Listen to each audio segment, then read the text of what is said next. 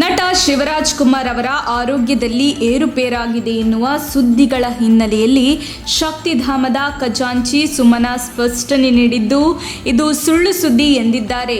ನಟ ಶಿವರಾಜ್ ಕುಮಾರ್ ಅವರು ಆರೋಗ್ಯ ತಪಾಸಣೆಗೊಳಗಾಗಿರುವುದು ನಿಜ, ಆದರೆ ಅವರ ಆರೋಗ್ಯದಲ್ಲಿ ಏರುಪೇರಾಗಿಲ್ಲ ಎಂದು ಅವರು ತಿಳಿಸಿದ್ದಾರೆ ಎಂದು ವರದಿಯಾಗಿದೆ. ಶಿವರಾಜ್ ಕುಮಾರ್ ಅವರು ಜೆಎಸ್ಎಸ್ ಆಸ್ಪತ್ರೆಯಲ್ಲಿ ಬುಧವಾರ ಸಾಮಾನ್ಯ ಆರೋಗ್ಯ ತಪಾಸಣೆ ನಡೆಸಿದ್ದಾರೆ.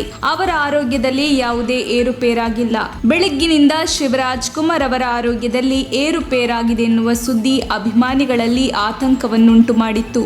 ಸಾಮಾನ್ಯ ಆರೋಗ್ಯ ತಪಾಸಣೆಯ ಬಳಿಕ ಶಿವರಾಜ್ ಕುಮಾರ್ ಅವರು ಶಕ್ತಿಧಾಮಕ್ಕೆ ವಾಪಸ್ ಬಂದು ಮಕ್ಕಳೊಂದಿಗೆ ಕಾಲ ಕಳೆದರು.